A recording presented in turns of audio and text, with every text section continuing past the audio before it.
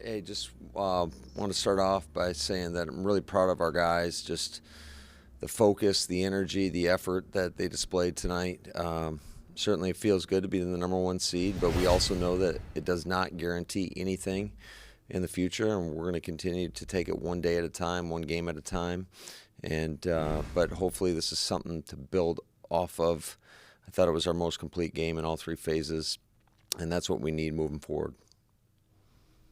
All right, Coach, thanks. We'll start with Mike Spofford. Hey, Matt, I know you just mentioned all three phases, obviously. I just wanted to get your thoughts on the special teams. It really seems like the last couple of weeks that phase has settled down. And do you feel like you've really made the progress that you want to make there heading into the playoffs? Yeah, certainly we've made progress. I don't think anybody's going to, relax or take a deep breath like, oh, we got this. You got to continue to build on that and work on it each and every day. I think Mo does a great job of making the necessary corrections, making the necessary adjustments, and our guys taking that to heart and going out there and giving great effort because that's really where it starts. So I thought it was, without looking at the tape, I thought it was pretty good tonight, but we'll go back and look at it, and I'm sure they're like in everything, there's always something to correct, and I think our guys will be receptive to that. Ryan Wood. Hey, Matt, you're back in a pretty familiar spot, obviously, top seed in the NFC, just like last year. I'm curious, having gone through the experience of last year, does this feel any different at all, having been here before? I think absolutely it does. I think this year has been met with certain unforeseen challenges. Certainly we've had to weather our fair share of adversity in terms of the injuries that we've obtained throughout the course of the season, some big-time guys that were missing, but our guys have rallied around one another and found a way to continue to stack wins. A lot of close wins in there, but it's important to find different ways to win games, and I think our team's shown that. But again, I don't think anybody in that locker room is going to take a deep breath like, hey, we've arrived. We know that, every game basically from here on out and is do or die, and you've got to prepare throughout the week to be your best, and certainly we know that going into each and every game. But I think also the fact that there's fans in the stands is a big deal. I think that'll definitely play in our favor as we move forward, and I really appreciate the energy our fans bring, and we'll continue to stress that importance to them, and hopefully they will take that to heart and cheer us as loud as they have all season long. Steve McGargy. Just in that vein, not just last year without fans, but even this year, league-wide, home field hasn't quite meant as much as it has in the past in terms of records, yet y'all are undefeated here. Why do you think it's tougher to win at home now than maybe it has been in the past, and why have y'all been so good at it, do you think? Well, that's a great question, Steve. I can't speak to why the records are what they are, other than the fact that I think, when you come into our stadium, I think we got a pretty good football team. I think it definitely plays to our advantage in terms of our ability to use our snap count at home. And it's definitely helps our defense when offenses are using silent counts. So, it doesn't guarantee anything, but it definitely plays in the favor of the home team. Bill Huber. Hey, Matt, we were just talking to Aaron a minute ago, and he spoke very, I don't know, it was more than guarded optimism regarding like Jair and Z and those guys potentially playing this year, maybe even this coming week. Where do you stand on those guys coming down the home stretch? I don't have any updates right now for you, but I would say we've been optimistic all season long, and yet here we are. So, it's one of those things. I know those guys are doing everything they can to try to get back as quickly as possible. So we're hopeful, but nothing's guaranteed. And I know those guys are working their butt off each and every day. Tom Silverstein. Yeah, Matt, just to follow up on that, have you ever let your mind get to the place where you started to think, okay, they are coming back, or maybe this is the week they're coming back and I can start preparing for it? Or have you had to completely just shut that out and go with what you got? Yeah, I would say maybe earlier on, Tom, I started thinking that way, and then as it's transpired, I've kind of shut it down. And hey, if they're there, that'll be a big boost. Certainly, any time you get players of that caliber back, it would be a big shot in the arm for us. But until they're back, we're rolling with what we got, and we've got a lot of confidence in the guys that we do have. So we'll find a way regardless. Aaron Nagler. Coach, does Devontae's greatness ever alter your play call? In the sense of, like, he makes some absurd, ridiculous catches where he's clearly covered and he makes the catch and it's first down out of nowhere, which it shouldn't be. And then are you left scrambling to go, oh, wait, it's 1st and 10 rather than it's 2nd and 10? All the time, Aaron. I was talking to Aaron after the game about just when you have players of that caliber and you're doing a pretty good job up front protecting, it almost makes you want to throw the ball every snap. But then you think about it, and we know we're best when we're balanced and we're mixing the run game with the pass game. And not to mention, I think our two backs are pretty special. And it was great to see Patrick Taylor in there tonight.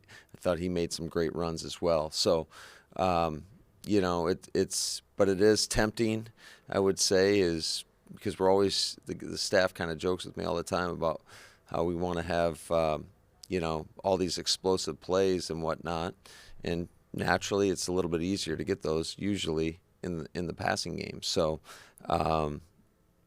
but yeah, we're fortunate. We've got some unbelievable players that can go out there and execute. And like you said, even when it doesn't look open, sometimes it is open, whether it's, Tay making an unbelievable catch, whether it's Aaron making an unbelievable throw, the combination of both. We're fortunate to have both of those guys on our team. Hey, Doherty. Hey, Matt. What are your thoughts about playing your quarterback and some of your other stars next weekend, or sitting them? Is 3 weeks off just too much? Yeah, that's something that certainly didn't really put a whole lot of thought into until probably after the game, just in regards to what we're going to do next week.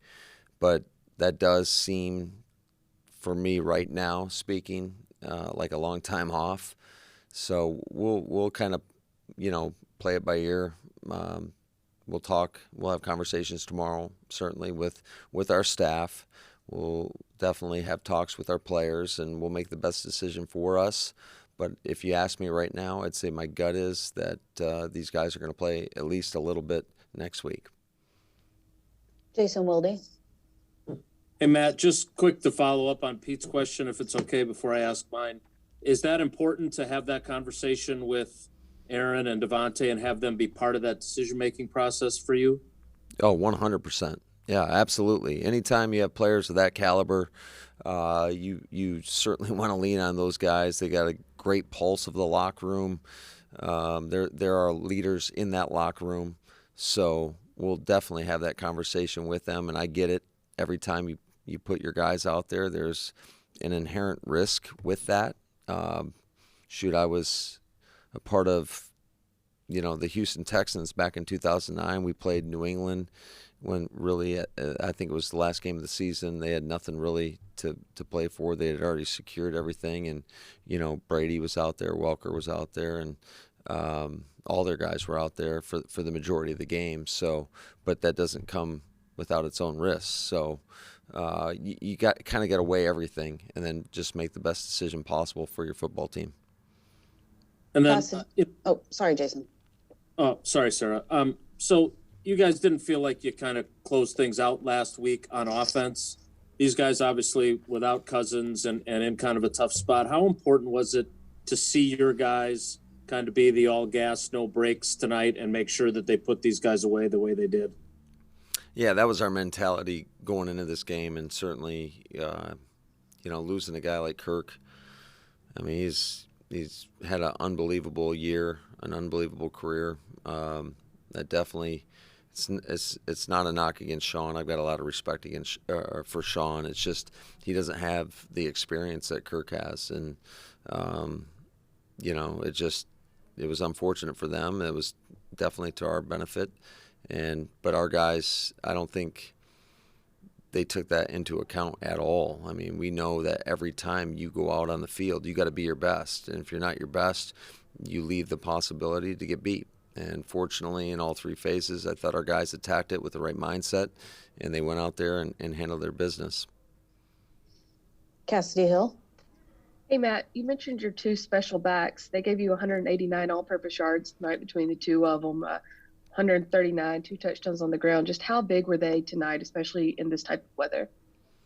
Yeah, I think you saw it throughout the course of the game, but certainly on a couple of those touchdown runs that AJ had, just, our guys up front, number one, pushing the pile, and then AJ just being the load that he is, but Aaron Jones as well, getting loose in the open field, having a couple explosive plays. But what's so great about these guys is, number one, they're selfless, and they bust their butt, and whether it's, in the run game, doing their job, in the pass game, in protection, whether it's coming out of the backfield, making key receptions that they've done all season long, and also just straining for the other guys. It's great. I showed a clip a week ago when we played the Browns.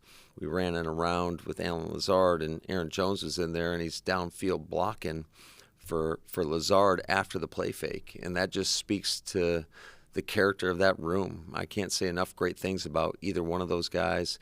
And like I said earlier, it was great to get Patrick Taylor in the game and watch him run hard. I thought he did some really good things. So there's a lot to be proud of in that room. Bill Huber. Matt, obviously we talked a lot last week about Nick Chubb's big game, and in the previous 3 games you hadn't played very good run defense. Obviously tonight you did. What did you see there? Well, I got to go back and watch it, Bill, but I thought our guys just did their job. They did their assignments. I thought Joe did a great job. We definitely, wanted to account for the run game, especially with the Vikings situation, having a lesser experienced quarterback in there. And, we felt like they might lean on that a little bit. Both those backs are really, really good.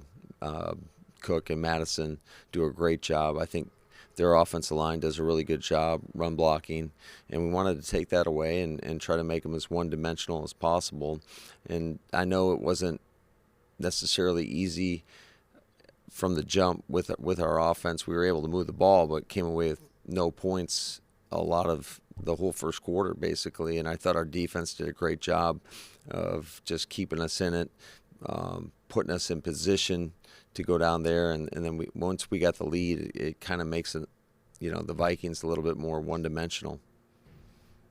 We'll do 2 more. Aaron Nagler.